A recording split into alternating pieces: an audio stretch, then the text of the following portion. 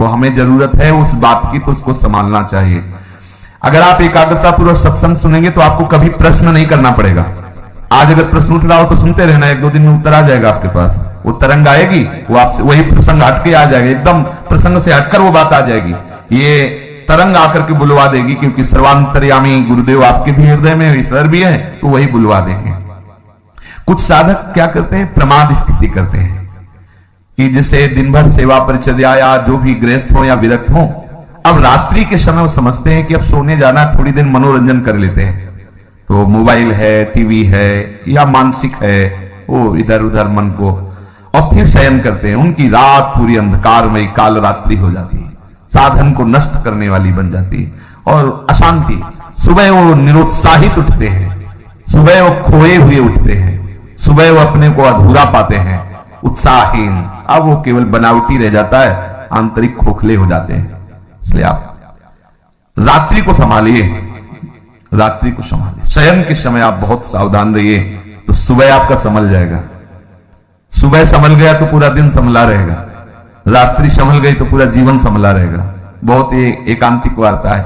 आप शयन के समय कभी मोबाइल मत चलाइए, क्योंकि मोबाइल एक ऐसी वस्तु है जो पूरे विश्व ब्रह्मांड को अपने में समाये हुए है। वो गूगल क्या कहते हैं, जो भी सर्च करो सब उपस्थित कर देता है। बलिहारी ऐसी सिद्धि तो महात्माओं में भी कभी कभी नहीं होती थी, जैसी सिद्धि मोबाइल में है।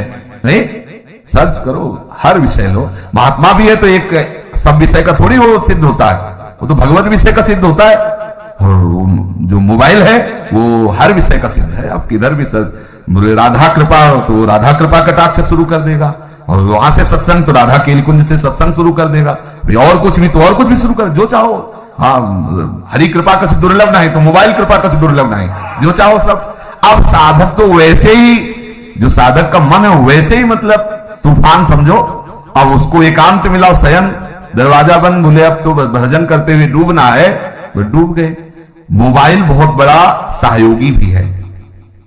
जैसे हम गुरुजनों के वचन उसमें रखे हुए हैं, सत्संग, तो आप अगर मान लो बहिर्मुख हो रहे हैं उस समय, अब कुछ सत्संग अपने रखे जाते हैं कि ये सत्संग हमारे लिए औषधि है। जैसे खांसी की अलग दवा, बुखार की अलग दवा होती ना, ऐसे ही अपने लोगों को भी अपनी डायरी में, जैसे ना कि जब साधक को काम सताए तो कौन से सूत्र चाहिए, वो अपने तय कर लेते हैं कि ये बात इसको नष्ट करने। जब साधक को क्रोध सताए तो कौन कौन से सूत्र, जब हमारे अंदर ऐसी, तो वो सब, तो वो चीजें एक अलग होती है। तो मोबाइल मानो एक नई डायरी, उसमें आप अपना चयन कर सकते हैं कि 4 सत्संग शरणागति के हैं, 4 सत्संग वैराग्य के हैं, 4 सत्संग अनुराग के हैं। जब हमारा मन जहां विचलित हुआ तो ये हम सुन सकते हैं। तो अगर हम कुमार्गगामी प्रयोग करें तो बहुत बड़ा हमारे लिए हानिकारक है, और अगर सन्मार्ग में साधक के लिए वास्तुता नहीं जरूरत है। अगर सही पूछो तो भगवत कृपा से नहीं जरूरत है। अब लौकिक ये सब व्यवहार की तो बात अलग ही है, क्या जरूरत नहीं है। गुरु कृपा से अभी तक प्रयोग में नहीं आया, अभी तक पास नहीं है। अभी लोग अपना रखते हैं तो ये लोगों के लिए ही रखते हैं, अपना करो, उनसे बात करो। अपने पास नाम रूपी मोबाइल है, उसको सर्च करो, जिसकी जानना चाहो जान सकते हो, जो जानना चाहो जान सकते हो। आप देखो ना, इसमें बहुत बड़ी सामर्थ्य है। जो अरे निकुंज का लाइव मोबाइल दिखा सकता है? नहीं दिखा सकता। सर्च करो, इस समय राधा प्यारी कैसे मुस्कुरा रही, भला दिखा दे। राधा प्यारी कैसे, ये राधा नाम सर्च करो, आपको दिखा देंगे। राधा राधा राधा राधा राधा डूबो। भाई ये शयन के समय कुछ साधक गड़बड़ी करते हैं, चाहे गृहस्थ हो चाहे विरक्त हो। आपके पास मोबाइल है, आपके कमरे में टीवी लगी हुई है, मान लो आप गृहस्थ हो, आप ऐसा सब, तो आप शयन को संभाल लीजिए। शयन में गंदी बात नहीं होनी चाहिए, गंदे दृश्य नहीं होने चाहिए। ये जो गृहस्थी में संतान उत्पत्ति की भी बात है, वो एक संयम से है, शास्त्र संयम से है। वो केवल भगवत आराधना मात्र है, अपनी वासनाओं की पूर्ति के लिए नहीं। वासनाओं की पूर्ति के लिए कहीं भी कोई बात नहीं शास्त्र आज्ञा करता, अपनी आराधना की पूर्ति के लिए है। ये भी एक आराधना है गृहस्थ धर्म में। वो अपने संतान उत्पत्ति करके पितृ आदि की तृप्ति के वो व्यवहार, बकाया शुद्ध परमार्थ में भगवत चरणारविंद की आसक्ति प्रधान जीवन होना चाहिए, चाहे वो गृहस्थ हो चाहे विरक्त हो।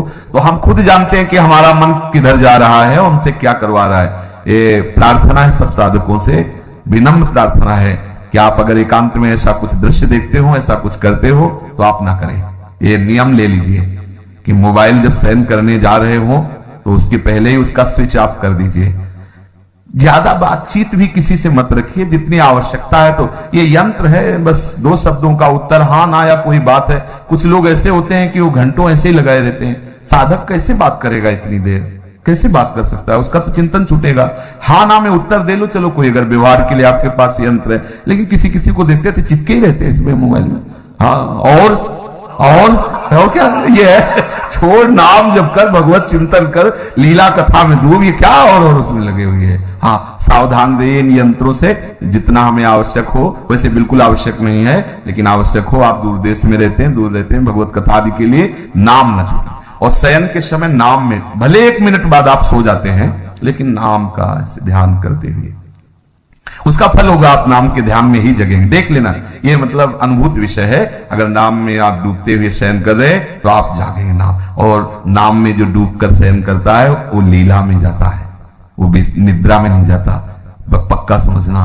कभी कभी ऐसा होता है कि भगवान जगना नहीं हो तो अच्छा है, ये आंखें ही ना खुले, जहां है वहीं लगे रहे तो बहुत अच्छा है। बड़े सुंदर सुंदर हाँ भगवान की कृपा का अनुभव होता है। शयन में भी, जागृत स्वप्न सुसुप्ति, इस फुरत में राधा पदाब्ज छटा, चूको मत, बहुत बढ़िया अवसर है।